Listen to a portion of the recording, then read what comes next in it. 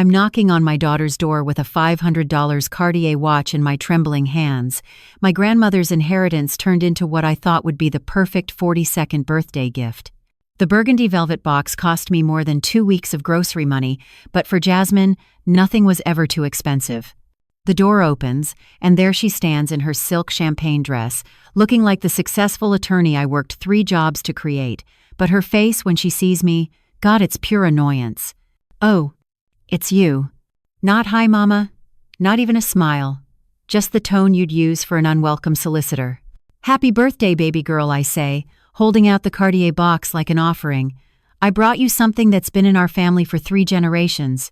Just like, Mom, we need to talk." Her voice cuts through my words like ice. She steps aside without taking the gift, letting me into the house I co-signed for, the $200,000 down payment that wiped out my entire retirement fund. We're barely through the foyer when she crosses her arms and delivers the words that will haunt me forever. "I've been thinking about what I really want for my birthday, Mom. What would truly make me happy?" My heart leaps. Finally, we're connecting. "Of course, sweetheart. Anything you want? A vacation? That new car you mentioned? Just tell me." She looks me dead in the eye, and what I see there chills me to the bone. Pure, undiluted contempt. "The best gift you could ever give me," she says slowly, savoring each cruel word, "is to disappear from my life completely." The world stops. The expensive grandfather clock in her living room keeps ticking. The candles I bought her last month keep flickering. But everything else, my heartbeat, the air in my lungs, the feeling in my hands, just stops. The Cartier box slips from my fingers and hits her marble floor. "What? What did you just say?" "You heard me." She doesn't even blink. "I'm tired of you, Mom. Tired of your constant calls, your surprise visits, the way you make everything about what you need from me emotionally. My life would be so much easier if you would just go away." 42 years. 42 years of double shifts at the hospital, of eating ramen noodles so she could have steak dinners, of pulling money from my savings every time she needed something. The college tuition, $180,000. The law school loans I helped with, another $50,000. This house, her car, her wedding, the twins' private school. All of it leading to this moment. All of it so she could stand in her mansion and tell me my love is a burden she doesn't want to carry. "Jasmine, I'm your mother. I just want to be part of your life. And I want you to understand that I don't need you anymore." She moves toward the door, opening it wide. "I need space, Mom. I need to breathe without feeling guilty every time I don't call you back immediately." I bend down to pick up the watch box, my hands shaking so badly I can barely grasp it. The velvet is scuffed now, just like everything else I've ever tried to give her. "So that's it?" I whisper. "After everything I've sacrificed, everything I've given you, you want me to just disappear?" "Yes," she says without hesitation. "That's exactly what I want." I walk past her onto the porch, clutching that damaged jewelry box like it's all I have left in the world. Because maybe at Island. "Happy birthday, Jasmine," I manage to say. She closes the door without another word. No goodbye, no thank you for the gift, no acknowledgement of the woman who gave up everything so she could have her perfect life. I stand there for a moment, looking up at the house I helped buy, thinking about the grandchildren sleeping upstairs who might never see their grandmother again. My daughter wants me to disappear. You know what? She's about to get exactly what she asked for. But what my brilliant, successful, ungrateful daughter doesn't realize is that when you tell someone to vanish from your life, you better be damn sure you can survive without everything they brought to it. Starting tomorrow, Jasmine Washington Coleman is about to learn the most expensive lesson of her privileged life. She wanted me gone. She's about to discover that losing me means losing everything I've been quietly holding up in her perfect world. And when that house of cards comes tumbling down, she's going to remember this moment and regret every single word she said tonight. I drive home in silence, my hands gripping the steering wheel so tight my knuckles have gone white. The damaged Cartier box sits in the passenger seat, like evidence of a crime, my crime of loving too much, of giving too freely, of believing that sacrifice equals love. My apartment feels smaller when I walk in. Everything looks the same. The worn couch where I've eaten countless dinners alone while Jasmine lived her perfect life. The kitchen table stacked with medical journals I never have time to read because I'm always rushing to help with something. The framed photos of grandchildren who call me Grandma Lorraine like I'm some distant relative instead of the woman who pays for their private school. I set the jewelry box on my coffee table and stare at it. $500. That's what I thought love looked like tonight. What a fool. But as I sit there in the silence of my modest home, something shifts. The shock starts wearing off, and underneath it, I find something I haven't felt in years. Anger. Pure, clean, righteous anger. I walk to my bedroom closet and pull out a shoebox I haven't touched in months. Inside are receipts, bank statements, canceled checks, the paper trail of 42 years of motherhood. I dump everything onto my bed and start sorting.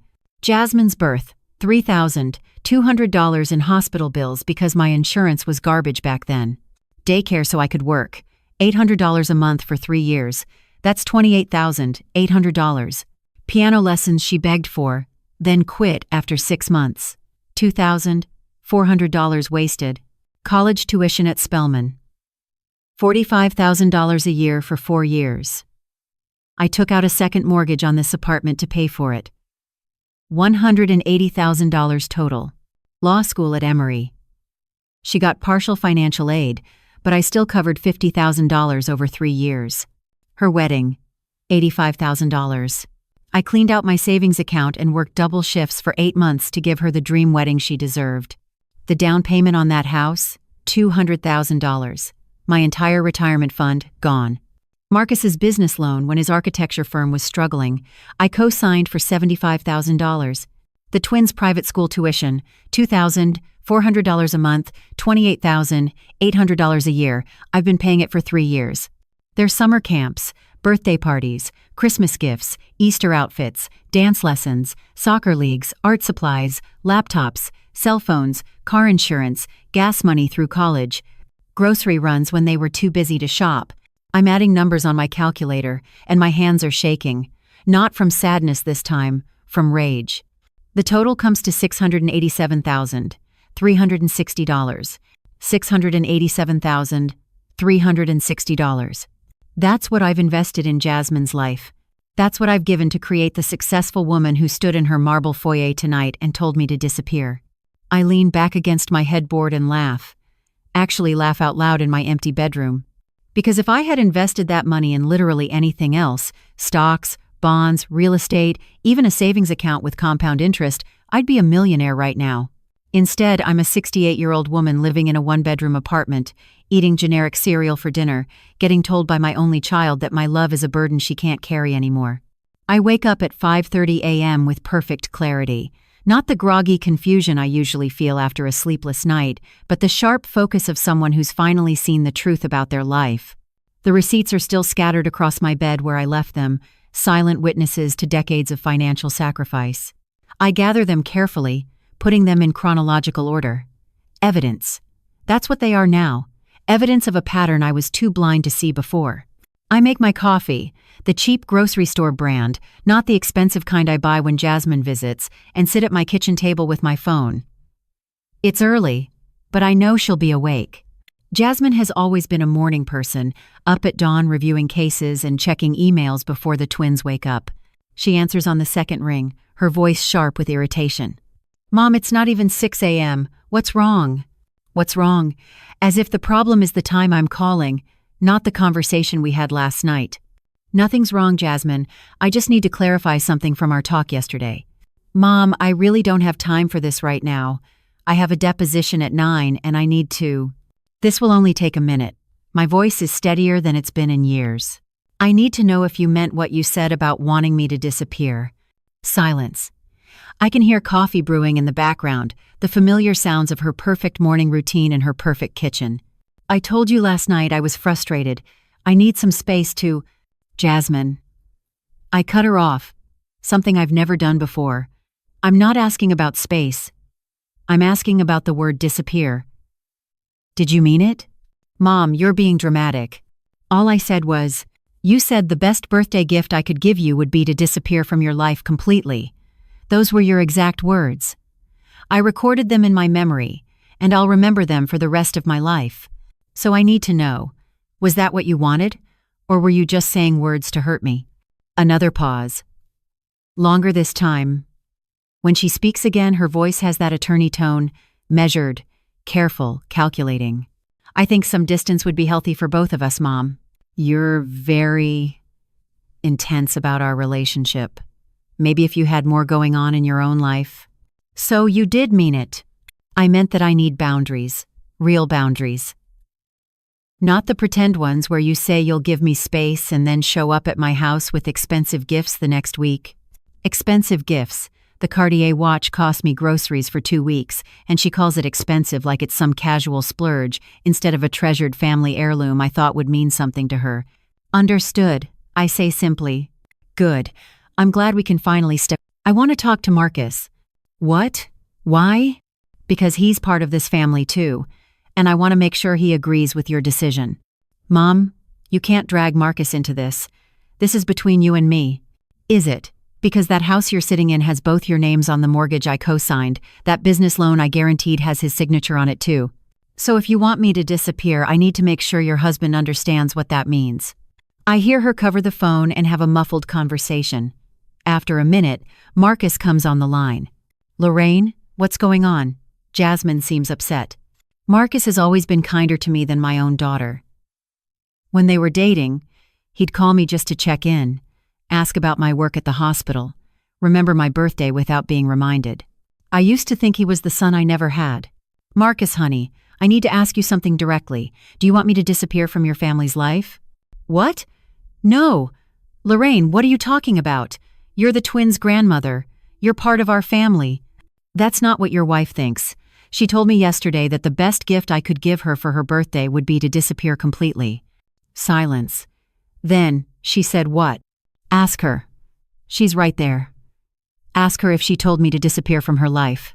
I hear muffled voices, urgent whispers. Marcus comes back on the line, his voice strained. Lorraine, I think there's been some kind of misunderstanding. Jasmine would never. Put her back on the phone, Marcus. More whispered conversation. When Jasmine's voice returns, it's defensive and sharp. Marcus doesn't understand the full situation, Mom. He doesn't see how you. So you're not going to deny that you said it. I said I needed space. I said I needed you to back off and let me live my life without constant guilt trips about not calling enough or visiting enough or being grateful enough for everything you've done. And there at Island. The truth underneath all the psychology speak and boundary language. She's not grateful. After $687,360 and 42 years of putting her needs first, she's not grateful. Okay, I say quietly. Okay? Okay. I understand now. You want me gone, and you're not grateful for anything I've done for you. That's very clear. Mom, that's not what It's exactly what you said, Jasmine. And I want you to know that I'm going to honor your request. For the first time in the conversation, she sounds uncertain. What do you mean? I mean, you're going to get exactly what you asked for. You want me to disappear? Consider it done. Mom, you're being ridiculous. I didn't mean literally. Then what did you mean? Because I'm 68 years old, Jasmine. I don't have time for games or mixed messages or having to decode what you really want from what you actually say. If you didn't mean it literally, then you shouldn't have said it. I hear Marcus in the background. What's she talking about? What did you say to her? I have to go, I tell her. I have some phone calls to make. What kind of phone calls? The kind that happen when someone decides to disappear. You'll understand soon enough. Mom, wait. I hang up. My coffee has gone cold while we were talking, but I don't make a fresh cup. Instead, I sit at my table and look at the business cards I pulled out last night, the estate attorney, the travel agent, the financial advisor who's been sending me letters about retirement planning. I also have another card tucked in my wallet, the one from Jasmine's mortgage company, with the direct number for the loan officer who handles co-signer issues. I've kept it all these years just in case. Time to find out what just in case looks like. My phone buzzes with a text from Jasmine. Mom, please don't do anything dramatic. We can work this out. I delete the message without responding. Then I dial the first number on my list. It's 7 a.m. now, but estate attorneys start early in Atlanta. Morrison, Bradley, and Associates. This is Rebecca. Hi, this is Lorraine Washington. I need to schedule an appointment to completely change my will and all my beneficiary designations. How soon can I get in? Is this an emergency situation, Mrs. Washington? I look at the receipt spread across my table. Think about the word disappear. Remember the tone in my daughter's voice when she said she wasn't grateful. Yes, I say. I'd say it's definitely an emergency. We can fit you in at 10 this morning. Perfect, I'll be there. One down, several more calls to go. My daughter wanted me to disappear from her life. What she's about to discover is that I've been holding up a lot more of her world than either of us realized. And when the supporting pillars start disappearing one by one, even the most beautiful house can come crashing down. Time to make some more phone calls. The estate attorney's office is in one of those sleek downtown buildings where successful people solve other people's problems for $400 an hour. I've never been able to afford places like this before, but that's because I've been spending my money on other people's dreams instead of my own protection. Mrs. Washington, thank you for coming in on such short notice, says Patricia Morrison, a sharp-eyed woman in her 50s who looks like she's never made a financial decision based on emotion in her life. You mentioned this was an emergency regarding your will and beneficiaries. I open my folder and place the organized receipts on her polished desk. I need to completely remove my daughter from all my legal documents and financial accounts. All of them. 2 hours later, I walk out of that office with a new will, new beneficiary designations, and the paperwork to begin reclaiming the house I helped buy. My next stop is the bank, where $43,000 moves from a joint account into my name only. Money that was supposed to be for family emergencies, but somehow always ended up paying for Jasmine's emergencies, not mine. Stop number 3, the travel agency that specializes in international relocation. Madame Washington, the agent, Marie Dubois, speaks with a slight French accent that makes everything sound elegant. Paris is magnifique for women of a certain age who wish to start again. I put down a deposit for a furnished apartment in the 7th arrondissement. $2,800 per month, money I can afford without Jasmine's constant financial emergencies to solve. My final stop is the most important one, Mrs. Ruby Johnson's apartment. Ruby has been my friend for 15 years, my witness to every sacrifice I made for Jasmine. Lord have mercy, she says after I tell her everything. That child said what to you? I explain my plan. In 2 weeks I'll be gone. But Jasmine doesn't know that yet. Ruby will be the one to deliver the news, along with a letter I've prepared detailing every penny of the $687,360 and exactly what my disappearance means.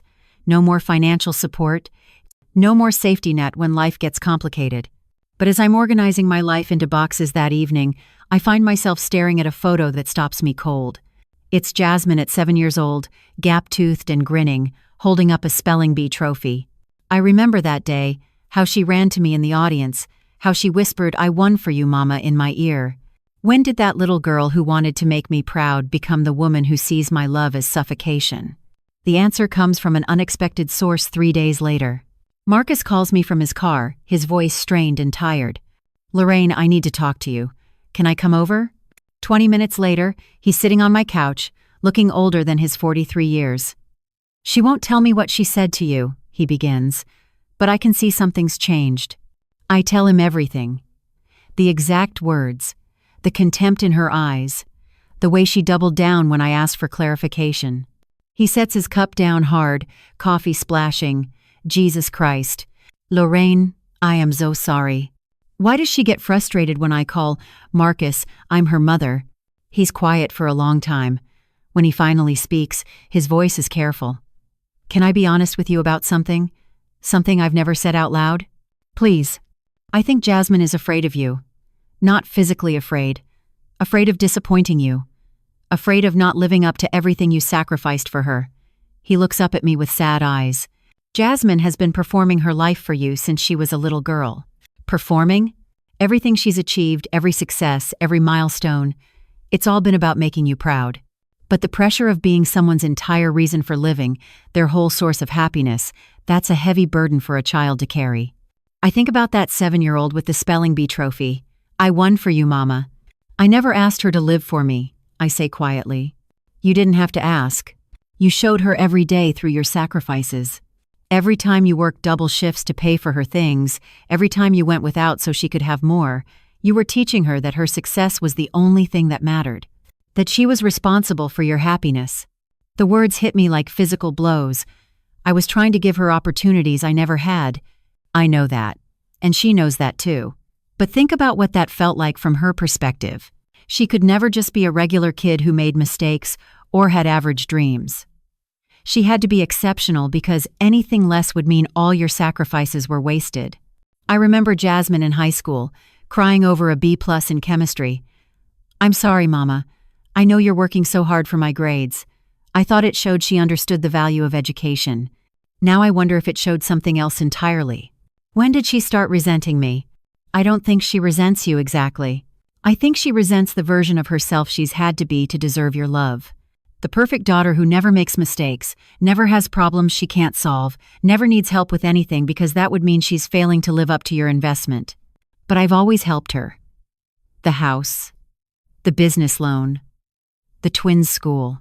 And every time you help, it reinforces the dynamic. She can't be independent because you won't let her fail.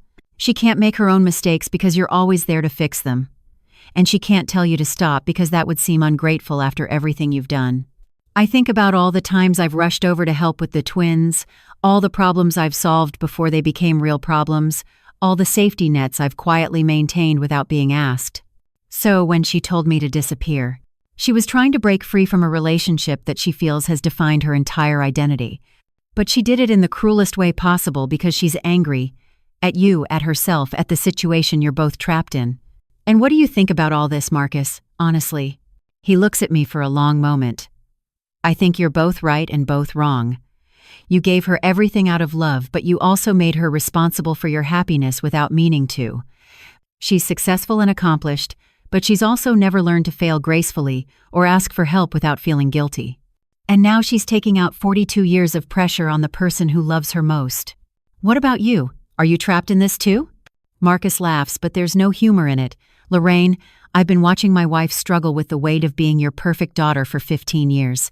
Every time we have a financial problem and you solve it, she gets a little more resentful. Every time you call to check on us, she feels a little more suffocated.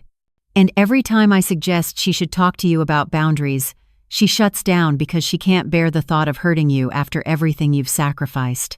So you think I should just accept what she said and stay away? I think this situation is more complicated than either of you wants to admit. He leans forward, earnest. But Lorraine, what she said to you was unforgivable. Even if she's been carrying this pressure her whole life, there are ways to set boundaries that don't involve wishing someone would disappear. What would you do if you were me? He turns to my window, looking out at the city lights. I'd probably do exactly what you're doing. I'd disappear. Because maybe that's the only way Jasmine will ever understand the difference between feeling suffocated by love and actually losing it. After Marcus leaves, I sit in my darkened living room thinking about everything he said. The photo of 7-year-old Jasmine is still on my coffee table, and I pick it up again. I won for you, Mama. Maybe that was the problem. Maybe she's been winning for me her whole life, and she forgot how to win for herself. Maybe my love became a cage instead of wings, and she broke out the only way she knew how. But understanding doesn't erase the hurt. Understanding doesn't take back the words disappear from my life completely. Understanding doesn't change the fact that when I offered her my grandmother's watch, a piece of our family history, she saw it as a burden instead of a blessing. I think about calling Patricia Morrison and stopping the legal proceedings. I think about calling the bank and restoring the joint account. I think about going to Jasmine's house and apologizing for loving her too much. Then I remember the contempt in her eyes, and I put the photo in the donation box with the rest of my past. Some mistakes can be forgiven. Some words can be taken back. But some bridges, once burned, can't be rebuilt with understanding alone. The next morning, I make my final preparations. I call Marie Dubois and confirm my flight to Paris. I give Ruby the keys to my apartment and detailed instructions about when to discover my disappearance. I pack 2 suitcases with everything I need for a new life. Most importantly, I write the letter that will explain to Jasmine exactly what she's lost. Dear Jasmine, you asked me to disappear from your life, and I am honoring that request. By the time you read this, I will be gone, and you will finally have the independence you wanted. But independence comes with costs, and it's time you learned what those costs are. The letter lists everything. Every account I've closed, every policy I've changed, every safety net I've removed. The joint savings account, $43,000, now in my name only. The life insurance policy, $150,000, now benefiting charities instead of her. The will that once left her my apartment and everything in it, now leaving her nothing. But the real bomb is the mortgage situation. As co-signer, I have the legal right to protect my credit interests.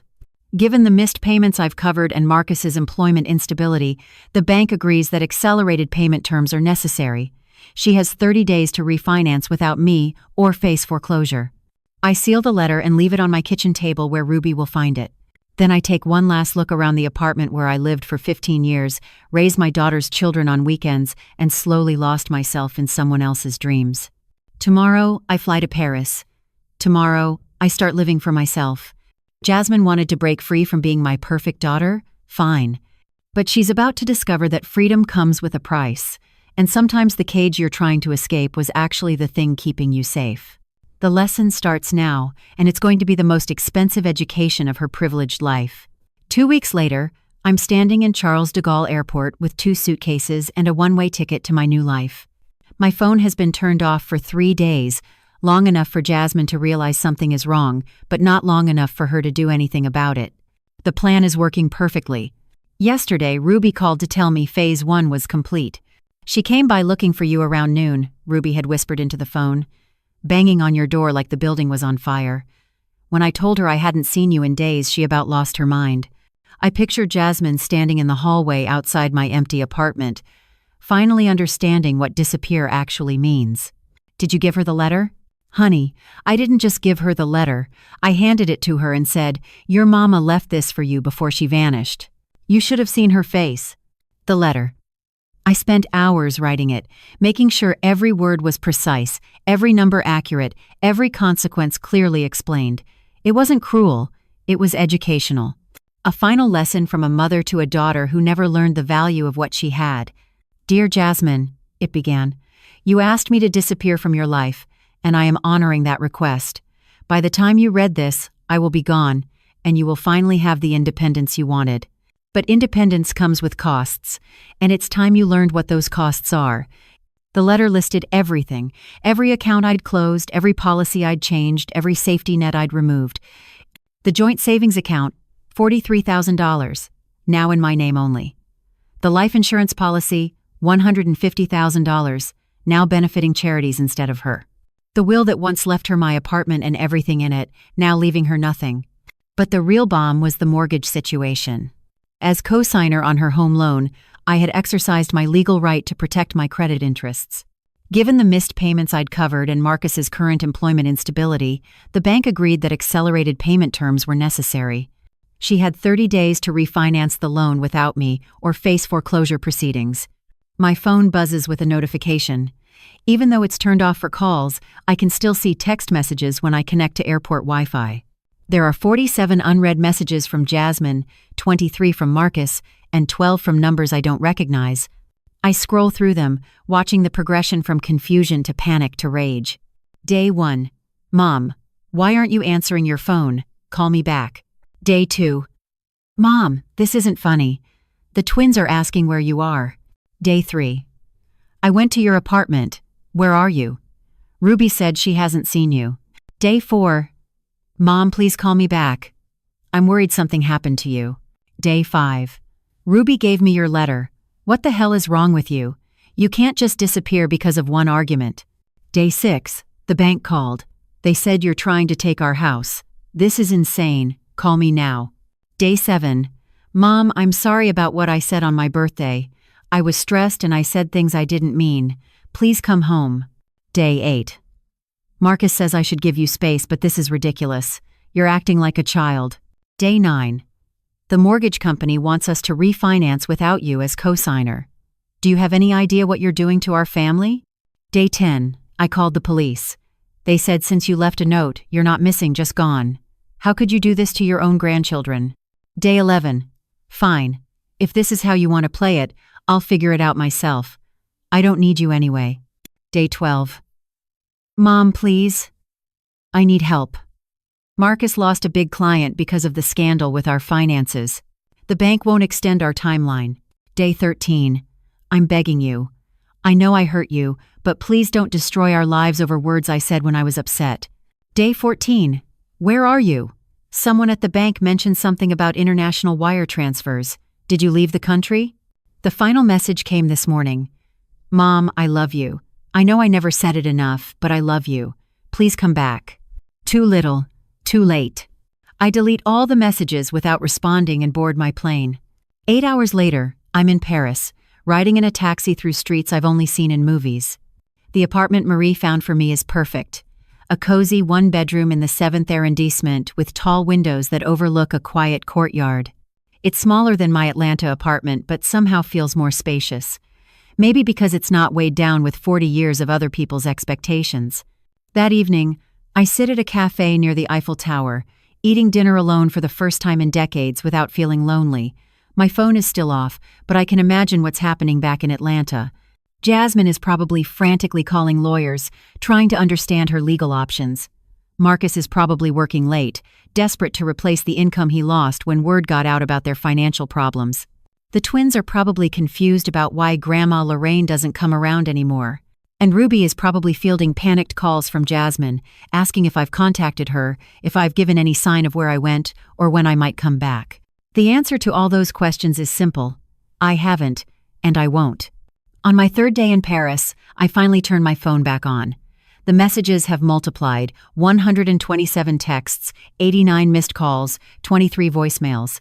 I don't read or listen to any of them. Instead, I send one message to Ruby. I'm safe and happy. Don't tell them where I am.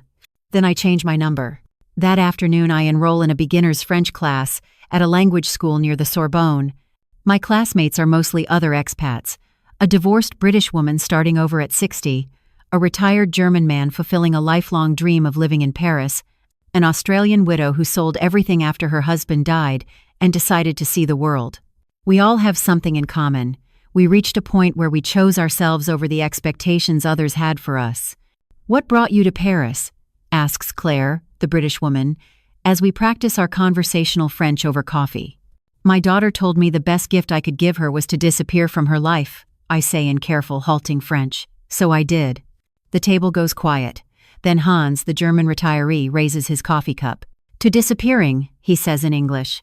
Sometimes it's the only way to reappear as yourself. We drink to that. A week into my new life, I'm walking along the Seine when I see something that stops me cold. It's a mother and daughter, probably in their 20s, taking selfies by the river.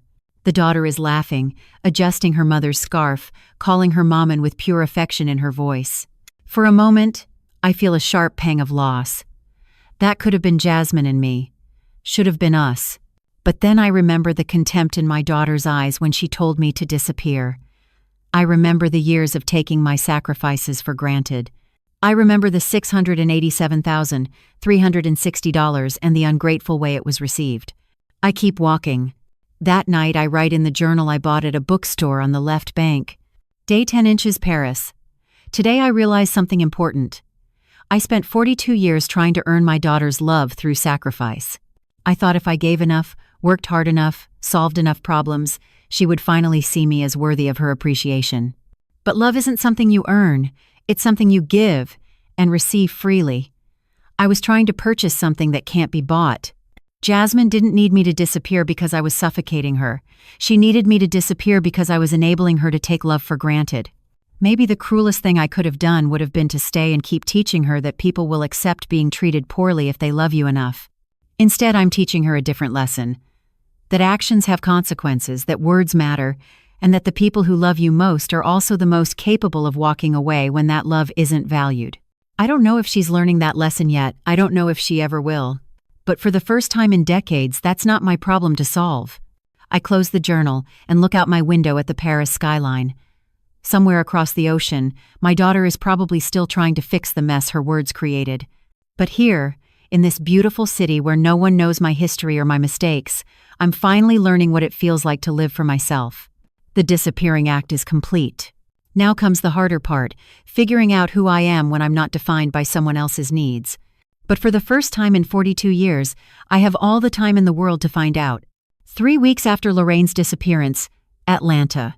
The foreclosure notice arrives on a Tuesday morning while Jasmine is getting the twins ready for school. She opens it thinking it's another piece of junk mail, but the words, "Notice of Default" in bold red letters make her hands shake so badly she drops her coffee cup. "Mommy, you okay?"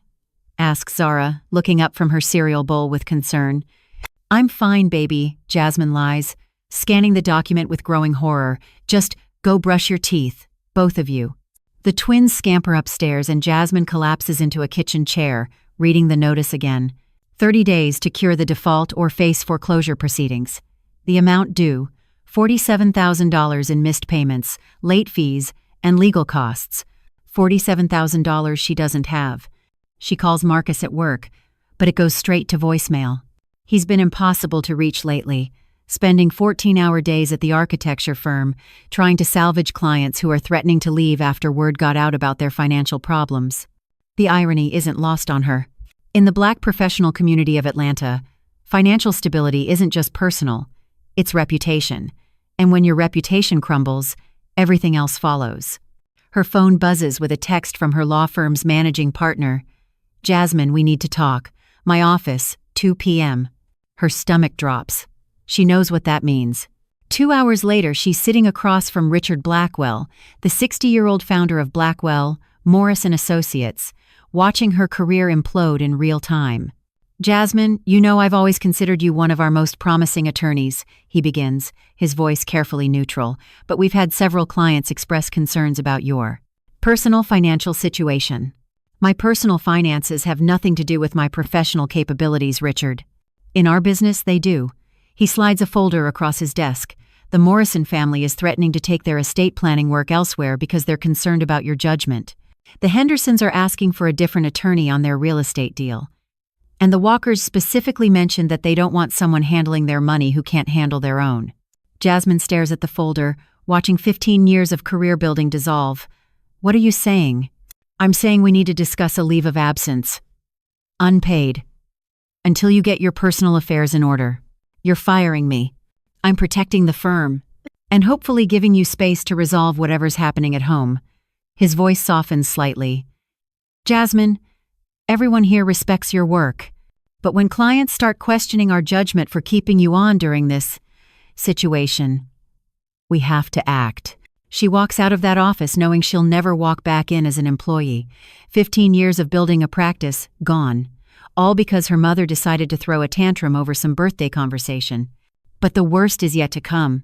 That evening, Marcus comes home looking like he's aged a decade in 3 weeks. He finds Jasmine at the kitchen table, surrounded by bills, foreclosure notices, and termination papers. "They fired you too?" she asks without looking up. He nods, pouring himself a scotch at 6 p.m., something the old Marcus never would have done. "Henderson Architecture dropped us this morning. Said they couldn't risk being associated with financial instability. That was our biggest client." "How much were they worth annually?" $200,000. Jasmine laughs, but there's hysteria in it. "Perfect. So we've lost your biggest client, my job, and our house all in 1 month. And my mother is somewhere in Europe living her best life while we fall apart." "Jasmine." Marcus sits down across from her. "We need to talk about the twins." Her blood turns cold. "What about the twins?" "Their school called. We're 3 months behind on tuition. $24,000 behind." The number hits her like a slap. $24,000 that her mother used to quietly cover whenever they hit rough patches. "They want us to come in for a meeting tomorrow to discuss payment arrangements." Jasmine knows what that means too. Private school kids don't get payment arrangements. They get transferred to public school.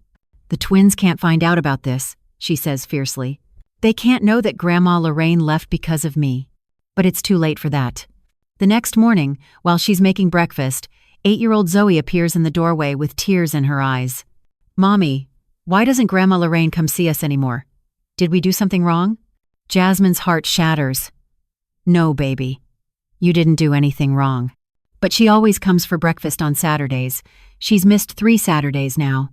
Zoe climbs into Jasmine's lap. "I made her a picture at school, but I don't know where to give it to." Zara appears too, clutching a homemade card. "Is Grandma sick? Is that why she can't visit?" How do you explain to 8-year-olds that their grandmother disappeared because their mother said cruel words? How do you tell children that the woman who taught them to make cookies and read them bedtime stories might never come back? Grandma Island. Traveling right now? Jasmine manages. She'll be back soon. But even as she says it, she knows it's a lie. Her mother isn't coming back. Not after what she said. Not after the lawyer letter. Not after letting their lives fall apart without lifting a finger to help. That afternoon brings another devastating blow. The twins' pediatrician's office calls. "Mrs. Coleman? This is Sandra from Dr. Mitchell's office.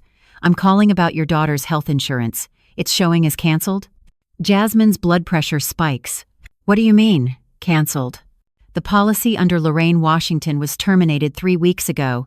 The girls don't have coverage anymore." Of course. Her mother had been paying their health insurance too, another safety net Jasmine never fully appreciated until it was gone. "We have appointments next week for their yearly checkups. Should we reschedule until you get new coverage?" "No, we'll figure something out." She hangs up and immediately calls her mother's old number. The automated message tells her it's been disconnected. For the first time since this nightmare started, Jasmine breaks down completely. She sits on her kitchen floor and sobs. For her job, for her house, for her children's confusion, for the pride that kept her from apologizing sooner, for the words she can't take back. Marcus finds her there an hour later. "I tried to call Ruby," she tells him through tears. "She says she doesn't know where Mom Island. Won't even admit if she's heard from her." Maybe Ruby's telling the truth. Ruby Johnson has never told the truth in her life when it came to protecting someone she loves. "She knows exactly where my mother island." Marcus pulls her up from the floor. "Jasmine, we need to focus on what we can control. The house, the jobs, the kids. We can't fix this by finding your mother. We have to fix this ourselves." "With what money?" "My severance pay will last 2 months. Your business is gone. We have no safety net anymore." "Then we build one. The same way your mother built hers, from nothing." But Jasmine has never built anything from nothing. She's never had to. There was always her mother's money, her mother's co-signature, her mother's safety net to catch her when she fell. Now, for the first time in her adult life, she's truly on her own. 2 weeks later, they're packing boxes in what used to be their dream home. The bank has agreed to a short sale instead of foreclosure, but they still have to be out in 10 days. Marcus's sister offered them her basement in Decatur, a far cry from their Buckhead mansion, but better than homeless. "Mommy, why are we putting everything in boxes?" Zara asks, watching her pack up family photos. "We're moving to a new house, baby. Aunt Patricia has a nice place for us to stay while Daddy and I find new jobs." "But what about my room? What about Zoe's room?" "You'll share a room for a while. It'll be like having a sleepover every night."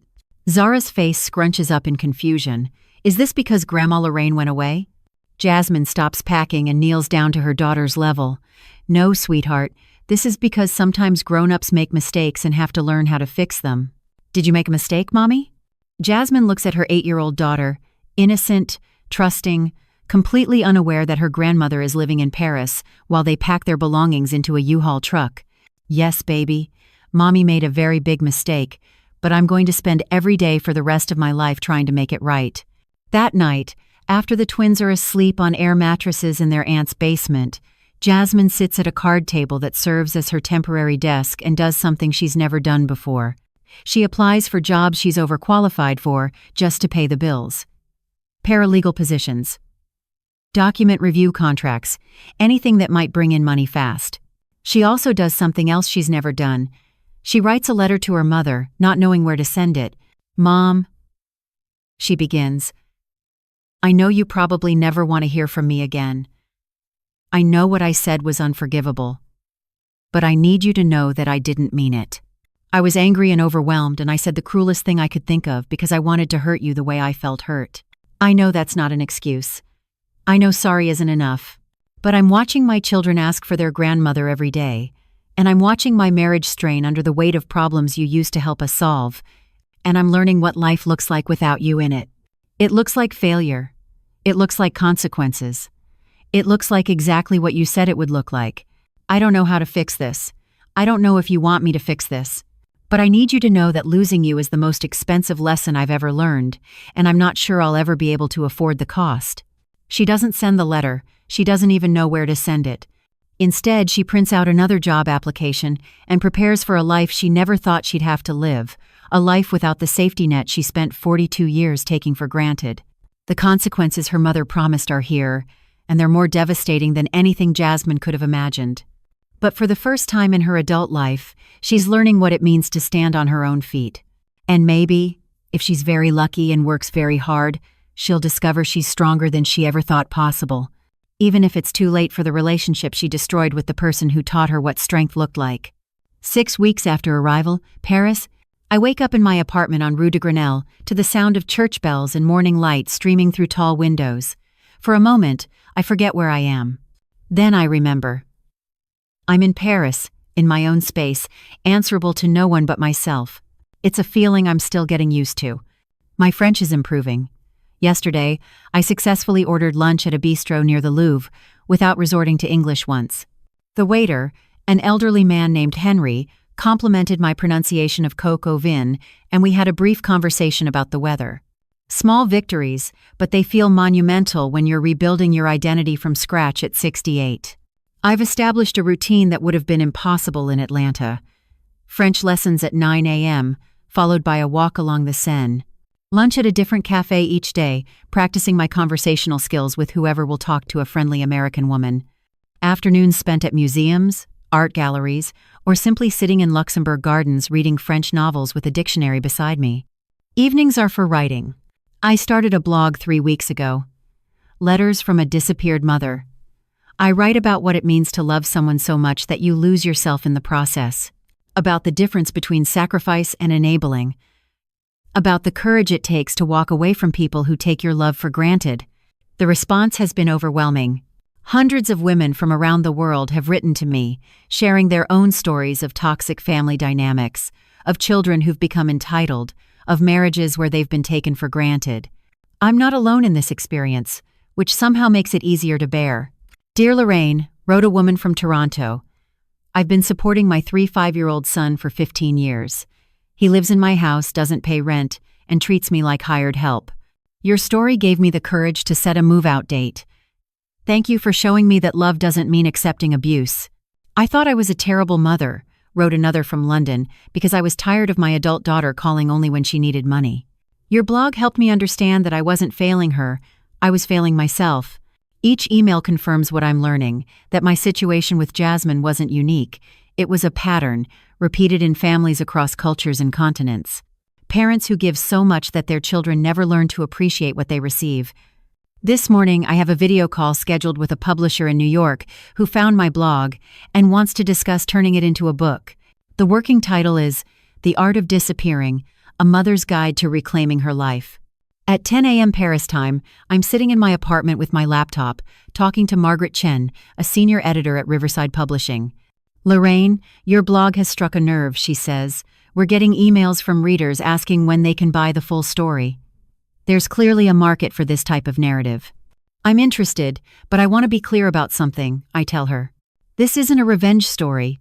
It's not about punishing my daughter or encouraging other mothers to abandon their children. It's about finding the line between love and enabling. That's exactly why we want to work with you. Too many family memoirs are either completely bitter or completely forgiving. Your perspective is nuanced. You acknowledge your own role in creating the dynamic while also holding your daughter accountable for her cruelty. We discuss timelines, advance payments, publicity tours, numbers that would have seemed impossible 6 months ago when I was living paycheck to paycheck, covering other people's expenses. After the call, I sit in my kitchen with fresh coffee and croissants from the bakery downstairs, reviewing my bank account. My investments in Paris real estate, advice from my new financial advisor, Jean-Pierre, are already showing returns. My blog is generating modest income through subscriptions and affiliate marketing. The book advance will cover my living expenses for 2 years. I'm not just surviving without Jasmine's financial emergencies to solve, I'm thriving. My phone buzzes with a WhatsApp message from Claire, my British friend from French class. Lorraine, did you see the BBC article about American women relocating to Europe after family crises? They quoted your blog. I pull up the article on my laptop. There it is, a quote from my post about geographical healing alongside my photo from the book publisher's media kit. The article is titled, The Great Escape, Why Women Over 60 Are Starting Over Abroad. I'm part of a movement I didn't even know existed. That afternoon, I meet Claire for lunch at our usual spot near the Pantheon. She's glowing with excitement. You're becoming famous, she says, waving her phone. My daughter in London sent me the article. She said half her book club wants to read your story. It feels surreal, I admit. 6 months ago, I was a retired nurse living in a 1-bedroom apartment, and my biggest accomplishment was keeping my daughter's life together. Now I'm writing a book and living in Paris. And how does that feel? Really? I consider the question while watching people walk by our cafe window. Couples holding hands, families with children, elderly people walking small dogs. Life continuing in all its complexity. It feels like I'm finally living my own life instead of being a supporting character in someone else's story, I say finally. Any regrets? About leaving? No. About how I got to this point? Sometimes. I think about Jasmine and Marcus, probably struggling with bills I used to quietly pay. I think about the twins asking where their grandmother went. I think about the 42 years of love that led to one moment of cruelty that changed everything. I wish I had learned to set boundaries earlier, I continue. I wish I had taught Jasmine to be grateful instead of entitled. I wish I had valued myself enough to demand respect instead of settling for being needed. But you couldn't learn those lessons without living through this experience. Maybe not. But the cost was high. That evening, I'm cooking dinner in my small kitchen, something I rarely did in Atlanta because I was always eating with Jasmine's family or grabbing fast food between their various crises, when my laptop chimes with a new email. The sender name makes me freeze. Ruby Johnson. I stare at it for a full minute before opening it. Lorraine, honey, I know you said not to tell them where you are, but I thought you should know some things. Jasmine lost her job. Marcus too. They had to take the twins out of private school. The house is in foreclosure. They moved in with Marcus's sister in Decatur. But here's the thing. Jasmine isn't complaining. She's not asking me to contact you or begging for help. She's working 3 part-time jobs and Marcus started a handyman business. They're trying to make it on their own. The twins ask about you every time I see them, but Jasmine tells them you're on a long trip and you'll come back when you're ready. She's protecting you, even while she's struggling. I thought you should know that the lesson you wanted to teach her, she's learning it. Whether that matters to you is up to you, but I couldn't keep it to myself. Your friend always, Ruby. I read the email 3 times, my dinner growing cold. Jasmine is working 3 jobs. The twins are in public school. They're living with in-laws. Everything I predicted would happen has happened. But according to Ruby, Jasmine isn't trying to manipulate her way out of the consequences. She's accepting them and working through them. I close my laptop without responding to Ruby's email. Some information is good to have, but that doesn't mean it changes anything. Later that night, I sit on my small balcony overlooking the courtyard, writing in my journal. Today, I learned that success and peace aren't the same thing. I'm more successful now than I've ever been. I have money in the bank, a book contract, a beautiful apartment in one of the world's most incredible cities. But peace is something different. Peace is knowing you've made the right choices for the right reasons and accepting the full cost of those choices. I chose to disappear from Jasmine's life not just to punish her, but to save myself from a relationship that was destroying both of us. That choice has led to success, independence, and self-discovery. But it's also led to separation from grandchildren I love and the permanent alteration of a family I spent 42 years building. I can live with that cost because the alternative, staying and continuing to enable someone who didn't value my sacrifices, would have eventually destroyed me completely. But living with it and being happy about it aren't the same thing either. I finish writing and look up at the Paris sky, clearer than any sky I remember seeing in Atlanta. Tomorrow I'll wake up and continue building this new life, one French lesson and blog post at a time. Whether that life ever includes my daughter again is a question I'm not ready to answer. But for the first time in decades, the answer is entirely up to me. 8 months after Disappearance Paris, I'm at a cafe in Montmartre, editing the final chapter of my book manuscript, when my phone rings with an international number I don't recognize. I almost decline the call, but something makes me answer. Hello? Silence. Then, barely above a whisper, Mom? My blood turns to ice. It's Jasmine, and she sounds like she's been crying for hours. How did you get this number? I ask, my voice steadier than my hands. I hired a private investigator. It took him 3 months to track you down. Her voice cracks. Mom, I need to talk to you. Please don't hang up. Every instinct tells me to end this call. 8 months of peace, of building a new identity, of healing from decades of emotional manipulation. But something in her voice, raw desperation, not the entitled demandingness I remember, makes me stay on the line. I'm listening. Mom, I know I don't have the right to ask you for anything. I know what I said to you was unforgivable, but I need you to know that I understand now. I understand everything. I take a sip of my coffee, watching tourists take photos of the Sacré Coeur in the distance. What exactly do you understand, Jasmine? I understand what it means to work 3 jobs and still not be able to pay the electric bill. I understand what it means to tell your children they can't have something they want because there's no money.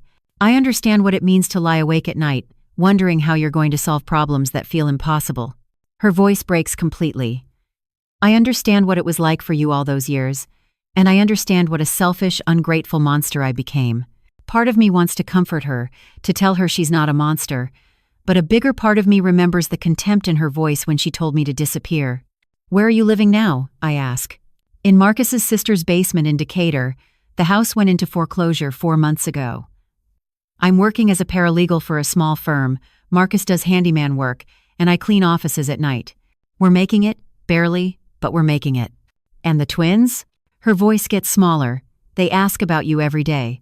Zara made you a birthday card in October. She still has it because she doesn't know where to send it. That hits me harder than I expected. I picture my granddaughter making me a card, not knowing her grandmother is living in Paris, writing a book about disappearing from families who don't appreciate love. Jasmine, why are you calling me? What do you want? I want to apologize. Really apologize, not just say sorry because I'm suffering consequences. I want you to know that I realize now what you gave up for me. I found all the receipts when we lost the house, boxes of them in the basement. Every sacrifice, every dollar, every missed opportunity you had because you were busy creating opportunities for me. I close my eyes, remembering those receipts, remembering the night I calculated $687,360 in sacrifices. And I prompt. And I want you to know that I don't expect anything from you. I'm not calling to ask for money or help or for you to come back. I'm calling because my children's grandmother is a good woman who deserved better than she got from me, and I needed you to know that I see that now. The sincerity in her voice is something I haven't heard since she was a child, but sincerity and change aren't the same thing. Where's Marcus? I ask. He's here. He wants to talk to you too. Before I can respond, Marcus's voice comes on the line. Lorraine, I need you to know that what Jasmine said to you has haunted me every day for 8 months. I should have called you that night and apologized on behalf of our family. I should have made her understand how wrong she was immediately. I failed you too, and I'm sorry. Marcus, you don't need to apologize for your wife's actions. Yes, I do. Because I watched her take you for granted for years, and I said nothing. I benefited from your generosity while watching her treat it like an obligation instead of a gift. I'm as guilty as she island. I hear shuffling, and Jasmine comes back on the line. Mom, I know sorry isn't enough. I know I can't undo what I said or what I cost our family, but I need you to know that losing you was the worst thing that ever happened to me, not because of the financial consequences, but because I realized I threw away the most important relationship in my life over my own pride and selfishness. What do you want from me, Jasmine? Forgiveness? Reconciliation? Money? What? I want you to know that you were right to leave. I want you to know that you deserved better. And I want you to know that if you never speak to me again, I understand why. That stops me. In all my imaginings of this conversation, I never expected her to validate my decision to disappear. But, because I can hear there's a but coming. But I also want you to know that I love you. I know I never said it enough when you were here. I know I acted like your love was a burden instead of a gift. But I love you, and I miss you, and not a day goes by that I don't wish I could take back what I said to you. I look around the cafe, at my manuscript pages spread across the table, at the life I've built from nothing, a life of peace, purpose, and independence that I never could have imagined 8 months ago. Jasmine, I need you to understand something. I didn't leave just because of what you said. I left because I realized I had spent 42 years living my life for you instead of with you.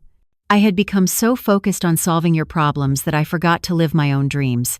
I know that now. Do you? Because this conversation sounds a lot like the pattern we've always had. You're in crisis, so you reach out to me. You need something, even if it's just absolution, so you tell me what you think I want to hear. That's not what this island. Isn't it? You hired a private investigator to find me because you needed something from me, even if it's just to feel better about the situation. When have you ever called me just to see how I was doing, without needing anything? The silence stretches long enough that I have my answer. I thought so, I continue. Jasmine, I'm not angry at you anymore. I'm not trying to punish you or teach you a lesson. I'm simply living my own life for the first time in decades, and it turns out I'm pretty good at it. I'm glad you're happy, Mom. I really am. Even if I caused you to find that happiness by being terrible to you. What happens now, I ask. I don't know. I hope someday you might be willing to meet your granddaughters again.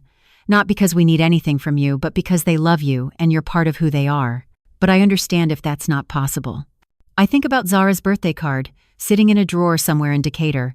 I think about 8-year-olds becoming 9-year-olds without their grandmother. I think about the cost of my freedom and whether it has to include them. Jasmine, I need to ask you something, and I need the truth. Okay. If I said I might be willing to have a relationship with the twins, just the twins, not you and Marcus, would you try to use that to get back into my life? Would you manipulate the situation to get money or help or to rebuild what we used to have? Another long pause. 6 months ago I probably would have. But no, not now. I wouldn't do that to you or to them. How do I know that? Because I've learned the difference between loving someone and needing them. For the first time in my adult life, I'm taking care of my own problems. It's hard and scary, and sometimes I fail, but I'm doing it. I don't need you to rescue me anymore, Mom. I just love you and miss you. I close my laptop and gather my manuscript pages. This conversation needs to end before it becomes something I'm not ready for. Jasmine, I need time to think about all of this. I understand. I may never be ready to have a relationship with you again. You need to accept that possibility. I do accept it. And if I decide to have contact with the twins, it will be on my terms, in my time, with my boundaries, no negotiation. I understand. I stand up from my table, leaving money for my coffee. Around me, Paris continues its daily rhythm, indifferent to family dramas and long-distance phone calls. I'll think about what you've said. That's all I can promise. Thank you, Mom. That's more than I deserve. Goodbye, Jasmine. Goodbye. And Mom? I really am proud of you for building a new life. I know that doesn't change anything. But I needed you to know. I hang up and walk slowly through the streets of Montmartre, my mind spinning with everything she said, the tears in her voice, the acknowledgement of her mistakes, the claim that she's learned to love without needing, but also the fact that she hired a private investigator to track me down, that she still needed something from me, even if it was just this conversation. Some patterns are hard to break, even when people desperately want to change. By the time I get back to my apartment, I've made a decision. I'm not ready to trust Jasmine yet. But maybe, just maybe, I'm ready to trust myself enough to consider what comes next.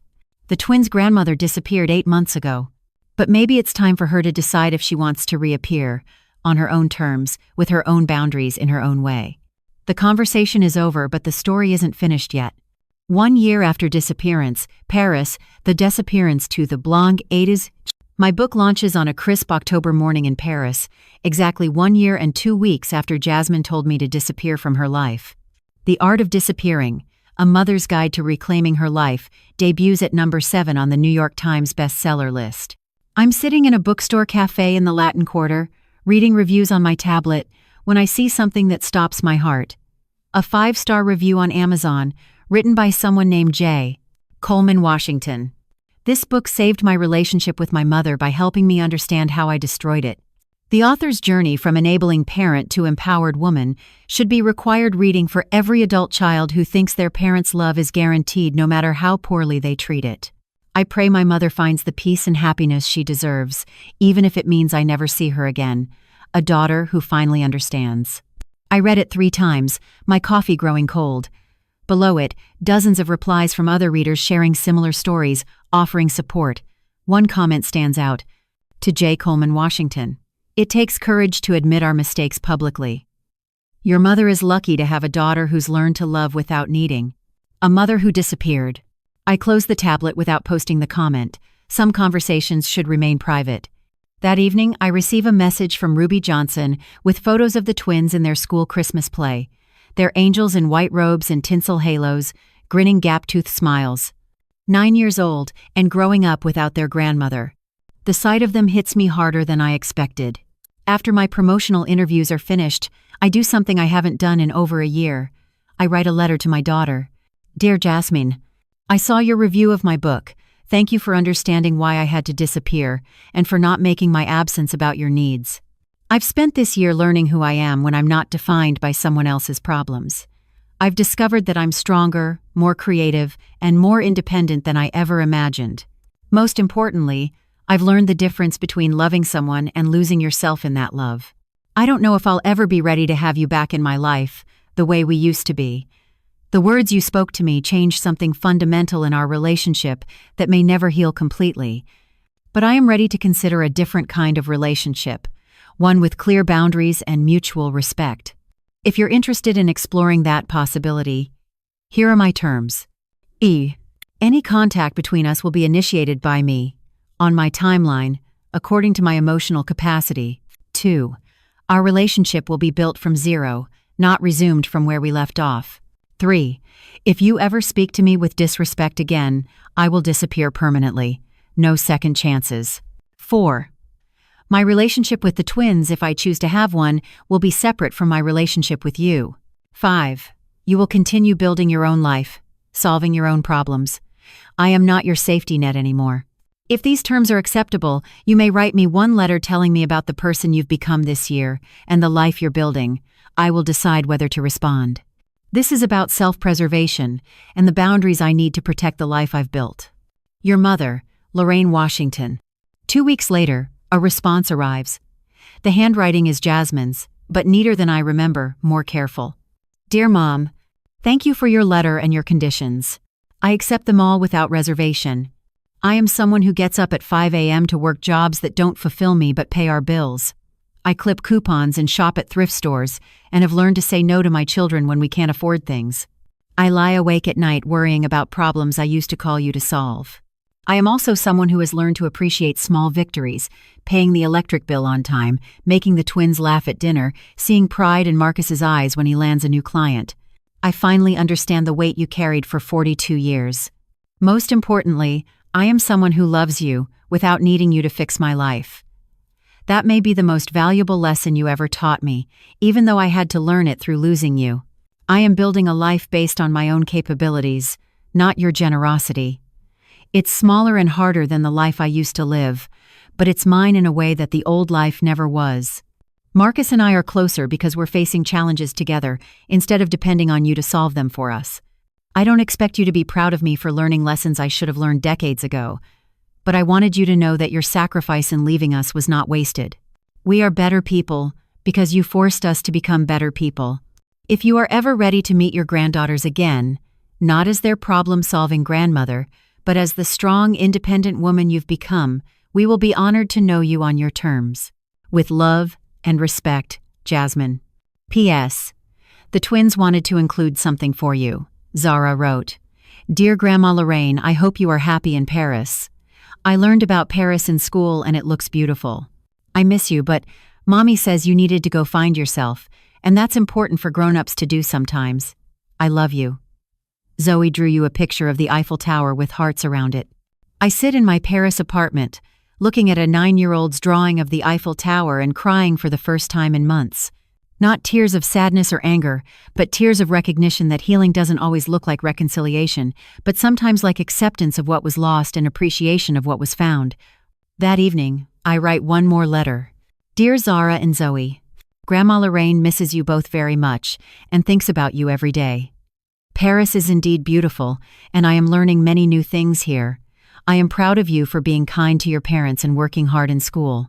I would like to send you postcards from Paris sometimes, if your mother says it's okay. I want you to know that even though I live far away now, I love you very much. Maybe someday we can meet again and I can show you pictures of all the places I've seen and you can tell me about all the things you've learned. Until then, be good girls, and remember that your grandmother loves you. Grandma Lorraine. P.S. Zoe, your picture of the Eiffel Tower is hanging on my refrigerator. It makes me smile every morning. 6 months later, I'm working on my second book, Letters to the Daughters We Raised, A Guide to Loving Without Enabling, when I receive a postcard from Atlanta. It's a picture of the Atlanta skyline, with a message written in careful 9-year-old handwriting. Dear Grandma Lorraine, we got your postcard from the Louvre Museum. It was so pretty. We are doing good in school. Mama got a new job at a bigger law firm. She says she had to work very hard to prove herself, but she did it. We are proud of her. We hope you are proud of her too. We love you. Zara and Zoe. On the back, in Jasmine's handwriting, they wrote this themselves. I didn't ask them to include the part about my job. They're proud of their mother for working hard, and I think they got that from you. Thank you for teaching them that love means believing people can do better, not just accepting whatever they give you. I turn the postcard over and look at the Atlanta skyline, a city I once called home, where I once lived a life defined by other people's needs. It feels like looking at a photograph of someone else's life now. I pin the postcard to my bulletin board next to Zoe's Eiffel Tower drawing and Zara's letters, evidence of a relationship that's being rebuilt carefully, slowly, on new terms that protect everyone involved. My second book becomes an even bigger success than the first. I'm invited to speak at conferences about family boundaries and late-life reinvention. But the most meaningful success is quieter, the steady stream of postcards from Atlanta, updating me on school plays and soccer games and spelling bee victories. 2 years after I disappeared, I receive a letter that makes me cry all over again. It's from Zara, now 11 years old. Dear Grandma Lorraine, I know now why you had to go away. Mommy explained it to me when I got older. She said sometimes people have to leave to teach other people how much they mean to them. She said you loved us so much that you had to save yourself so you could love us the right way. I understand now. And I want you to know that we learned the lesson. We take care of Mommy and Daddy now instead of always needing them to take care of us. We help with chores, and we don't ask for things we can't afford, and we say thank you when people are nice to us. Would you like to come visit us sometime? Not to fix our problems or give us money, but just to see us and let us show you how much we've grown up. I love you, Grandma. Zara. I hold that letter for a long time, looking out my window at the Paris street where I've built a life I never could have imagined. My daughter asked me to disappear, and I did. But what neither of us expected was that disappearing would teach us both how to reappear as better versions of ourselves, with clearer boundaries and with a love that's chosen rather than expected. It wasn't the ending I imagined when I first boarded that plane to Paris, but it's an ending I can live with. More than that, it's an ending that allows everyone to live better. And sometimes, that's the best kind of happy ending there, Island. 3 years after disappearance, I board a plane back to Atlanta for a weekend visit, not to fix anyone's problems or resume my old role, but to meet my granddaughters as the woman I've become, strong, independent, and finally, truly free. The circle isn't closed, but it's complete enough. And that's all any of us can really ask for. Did you like my story? And which city are you listening from? Let's meet in the comments. If you like the story, you can support me by sending a super thanks so I can keep bringing more stories like this. Thank you so much for your sweet support. I'm looking forward to your comments on the story. On the screen, you can see 2 new life stories that I highly recommend. There's so much more on my channel. Don't forget to subscribe. See you in the next life story, with love and respect.